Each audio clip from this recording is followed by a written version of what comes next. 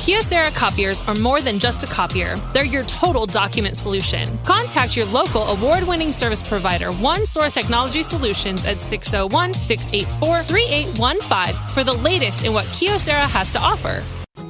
Buying Dirt is presented by 601 Sports, Bruce Gray Lampro, Casco Cleaning Solutions, Chase Buckles Mortgage Advisor, Culbertson Cattle Company, Culbertson Concrete Pumping Service, Kirk Douglas Heating and Cooling, Levi Patton Farm Bureau, Southern Ag Credit, Southwest Mississippi NDA Branch, Southwest Mississippi Wildlife Expo, and United Country McDaniel Gray Realty. Buy dirt, find the one you can't live. Good morning, everybody. Welcome to this episode of Buying Dirt. Keith, would you stop that? What? You're dancing Dancing?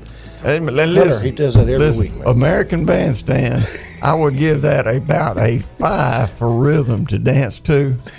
And that singer is terrible, the one right at the beginning. He can't carry a tune. You're not talking about Randy, are you? Lord have mercy. Don't disrespect Randy, Lord. We hope everybody's doing well today. It is hot, y'all. Midsummer here in Southwest Mississippi. What's that equal? Hot temperatures, right? Man, I'm kind of cold.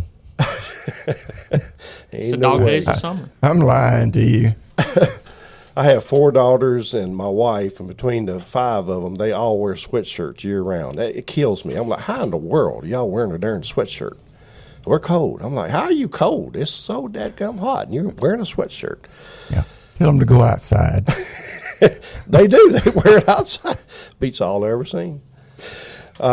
We have a special guest with us today, Mr. Hunter Cloud. Hunter, how are you today? I'm doing fantastic. Absolutely. Glad to have you, man. We wanted to have Hunter on. We have a special introduction we like to make for Hunter. Hunter is now, currently, as we speak, Keith, he is the new president of the Southwest Mississippi National Deer Association branch. Congratulations, Hunter. Wait a minute now. I thought you had to die to get another president in there. No, that's not the rule at all. Well, that's the way it's worked out at my hunting camp. To give up the presidency, you had to die. Yeah, well, that's where you're wrong. You don't have to do that. So, no, we are glad that Hunter is now serving as president of this organization. It's a good organization. It's been around for about 15 years, at least our branch. And so, Hunter, tell us a little bit about yourself, if you don't mind. Well, I'm originally from Northwest Arkansas. I grew up in Springdale, Arkansas. And I'm sorry? Said I grew up in Springdale, Arkansas. No, I meant that. I'm sorry. Oh, you're sorry. Okay. Well, I went to Mississippi State where my dad graduated from, and my dad's originally from Brookhaven. I met my wife there, and we live out in the Mount Zion community. And I used to work for the newspaper here, which is how I met Keith doing the dart. And then I got involved in the volunteer fire service, and from that I decided to pursue a career in the fire service. So now I'm at the Brookhaven Fire Department. And how I got involved with the National Deer Association is I'd written it was like a hunting guide or something. It's kind of it was just a collection of stories about the outdoors to kind of get people amped up for upcoming hunting season. And Bruce, I guess, enjoyed it so much he stopped by the office and talked to me, and then it kind of began a relationship there, and he asked me to be on the committee for the National Deer Association and the annual banquet we have here for our local chapter to raise funds. And I guess through serving that over the years, it's kind of led to today. That's right. I guess I'm the next man in charge. Well, and part of the reason why I noticed you, Hunter, as a good committee member, and not the other committee members like Keith are really good. Yeah, I heard that. Keith. I heard that. I've asked Keith to be president years ago. He just never has stepped up to do that. But no, I'm joking. I'm kidding. I'm already in one thing I've got to die to get out of. So anyway, I noticed over the years that you seem to have a passion for the outdoors, and specifically for habitat, for improving wildlife habitat. So tell me your connection with that and why that's important with you. Okay. Well, I mean, it wasn't something I initially started out in. I spent a lot of my life, we hiked and we fished a good bit, but we didn't really hunt. I killed my first deer when I came down here to watch Arkansas play in the Sugar Bowl back in like 2010, I think, maybe 2011. And, then I went to college and got back into fishing more. And when I moved down here, I really got into hunting again and killed my first deer by myself in the old hayfield. And to this day, I wish I had gone and burned that hayfield that year. Because now it's just grown up with sweet gums and privet hedge. It doesn't take long, does it? It does not take long. And at that point, it was probably like 3 years post, I guess, bush hog and disturbance. And, I had like a deer season where like I didn't see any deer that whole year. Like no matter where I hunted, I was picking the right stands, I felt like, with the deer sign I had. But I didn't see any deer. I got so frustrated. And then the last day of deer season, I'm sitting on the edge of a food plot, and these does just walk right by. And it's like after, it's like last shooting lights, like 30 minutes after sunset. This was like 40 minutes after sunset, and I couldn't see them through my scope, and I said, I'm done. Right. But it gave me hope, and I guess from there I started thinking, man, I got to do something to get more deer, to see more deer during daylight hours. And I guess I started listening to the MSU Deer Lab podcast. They started talking a lot about habitat. When I first started, I didn't know what I was doing. Right. I just did random stuff, going all over the place, cutting trees and getting a food plot planted, and really I had no idea what I was doing. And then about a couple years later, I started doing more outdoor stories and talking with biologists from the Department of Wildlife, Fisheries and Parks, and their private lands program. I actually had them come out to the property and give me some recommendations, and that's helped tremendously. Yeah, that is a great resource, and the best thing about it is it's 100% free. Yes. You can contact the Mississippi Department of Wildlife. A private lands biologist will come out and advise you as to what you can do. They'll create a program for you. I mean, it's very valuable, very good information. And they're so knowledgeable. And one of the coolest things to me is I have this ridge that for the longest time I thought was just worthless, because it's like on the backside of the property. It's really hard to get to. Right. It's kind of shaded out, or so I thought. And they're like, it's a sunlit ridge. Like, if you burn it, you can get good plant response here to draw turkeys and deer. And so I put a trail camera up there, and sure enough, I had turkeys and deer crossing through there. I killed the biggest doe I've ever shot on that ridge, and I would have never thought about it if they hadn't said something. That's right. Well, and that's one thing that attracted me, Keith. I think it's the same for you. Just the knowledge that the National Deer Association brings to the table, and the National Deer Association works well with state agencies like the Mississippi Department of Wildlife, Fisheries and Parks. So they all work together, and it's just good information. And so part of what our branch does is we are required two things to do every year. One is have a fundraising event, which we do. We have a banquet, and we'll talk about that in a minute. But the other thing is we try to have some type of educational event every year. And so Hunter, being the new president, has overseen this new educational event. And Hunter, I'm going to get you to tell us about it, okay? Yes, so we're going to have the Ask a Biologist event. It's basically just a Q&A panel discussion, however you want to describe it. And it'll be at the Lincoln Civic Center on August 4th from 6 to 8 p.m. And we're going to have the Assistant Deer Program Coordinator, the DMAP Program Coordinator, we're hoping to have the Black Bear Program Coordinator, and a private lands biologist, and a manager of one of the WMAs in this region of the state. That's right.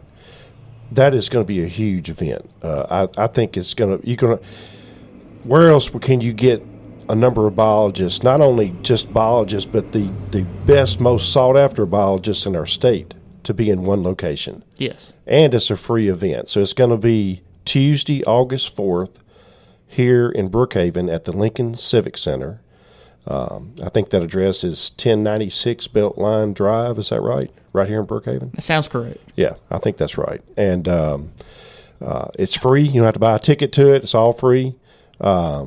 There may or may not be a meal. We haven't decided that yet, but we're leaning toward a meal, but we'll know more in the coming days. But the main thing is just going to be a good question and answer session for these biologists. So you'll be able to meet them, and after the event, I'm sure you can shake their hands and ask them other questions personally if you want to. So I'm sure they'll be available for a short time afterwards. Oh, yeah. So we're looking forward to having those guys there. I think it'll be very beneficial and very educational. It's an opportunity for the public to come out and meet these people. And as far as that private land biologist, it's a good time to talk with them about them coming out to your property. So and again, I've done that. You've done that before. It's very simple, easy to do, and they're very helpful. I've had them at our camp before. It's 16th section land, but Right. They'll come out and they'll tell you what you need to do. Now, a lot of what he recommended doing Yeah, was you out can't of the realm of possibility for us to do. Right, because you lease the property, you don't own it. So, But, yeah, like prescribed fires Yeah. and hinge cutting and things like that. You can't cut trees that you don't own, obviously. But all right, so let's lean into the fundraising event. So tell us a little bit about that. So each year we do a fundraising event. It's called it's a gun blast or bash. I've heard call both things. Yeah, I know. We got to work on that.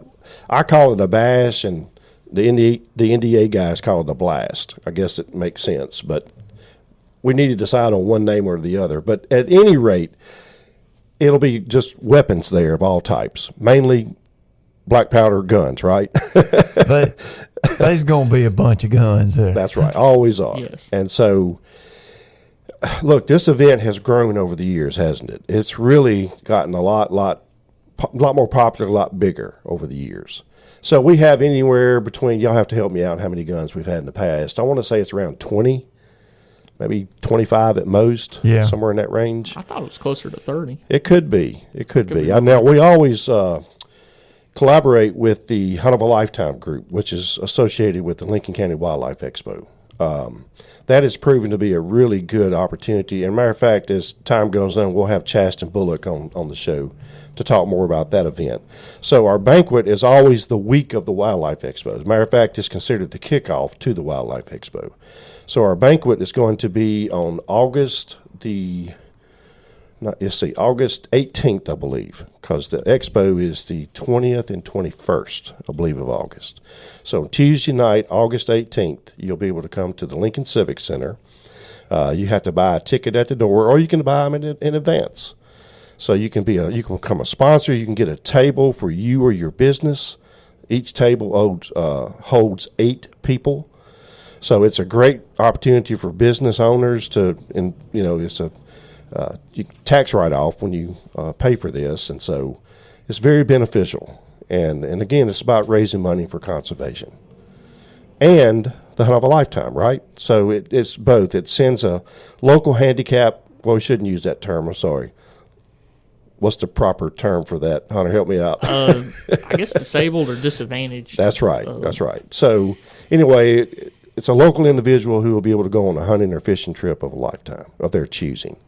And so that program is still relatively new, but it's taken off and doing quite well. So we're excited about that partnership as always, and it should be a really good event. So we're looking forward to it. Anything else you can think of, Hunter, that we need to talk about? Well, we're 83 days away from deer season. It's right around the corner. I encourage y'all to please come out to either event and celebrate conservation, learn something. We hope to have more events like that in the future as well. But to me, there's always something you can be doing for deer, turkeys, whatever. Hunting season doesn't have to be for deer from October 1st to January 31st. It's year-round. It's a year-round thing. If you're working on habitat. Yeah, as I've gotten older, and I've discussed this with y'all several times, but as I've gotten older, I really look forward to the year-round aspect as much as I do the hunting. I enjoy going out and harvesting a deer, don't get me wrong, but I really enjoy the summer months, the spring months, the fall. I mean, I enjoy spending time on property year-round and thinking about ways to improve the property. And prescribed fire, I know, yes, something you have done recently. You've had some pretty good successes with that, haven't you? Well, that's kind of up in the air. I'm still figuring out everything, and really, prescribed fires. I'm just trying to get, historically, fire was on the landscape, trying to get it back to land that hadn't been burned in who knows how long, and having the fire return interval, however often it needs to be for the plant communities you want, and then also timing of the burn. I've tried to burn some this past month, and this month I can't get fire to carry. It's stuff's dry, the fuel's dry, but it will not carry, and it's so frustrating. Yeah, the humidity has a lot to do with that. Yeah. If it's too high, it just won't carry as well. Yeah. And occasionally you get those days in the summer months where you wake up and it feels like a fall day almost. That means that humidity is a lot lower. And those are the small windows you have to burn during the growing season.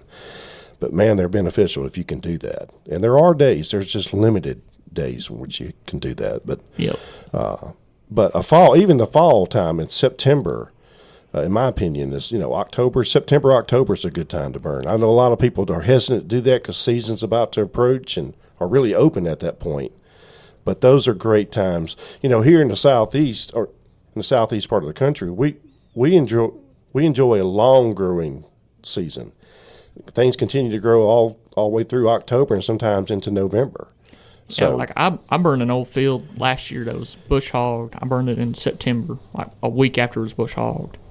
And I had goldenrod, all sorts of different plants just growing right after the burn, like next week. Mm-hmm.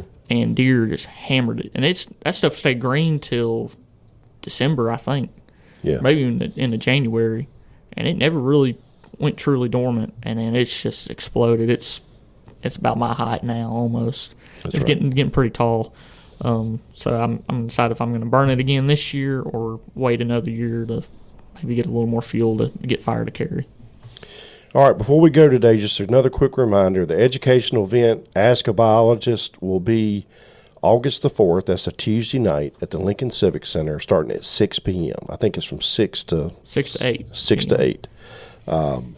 If people have questions about that, can they get in contact with you? Yes. All right, tell them how they get in contact with you. Okay, well, you can, text or call me. My cell phone number is 479-601-5463, or you can follow us on Facebook at the Southwest Mississippi branch of the National Deer Association. There you go. You can find us there.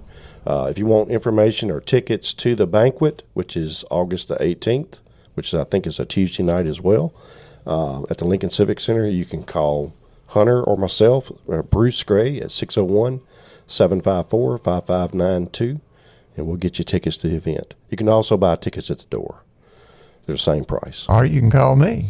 I've got tickets. Yeah, there you go. What's your number? 601-201-4048. Thank you, Hunter. Congratulations, and we're looking forward I'm to excited. many good years of service, and we appreciate your service and your opportunity and willingness to serve in that capacity. 15 at least. All right, y'all have a good day. We'll see you next week I'll right take here on care. Buying Dirt.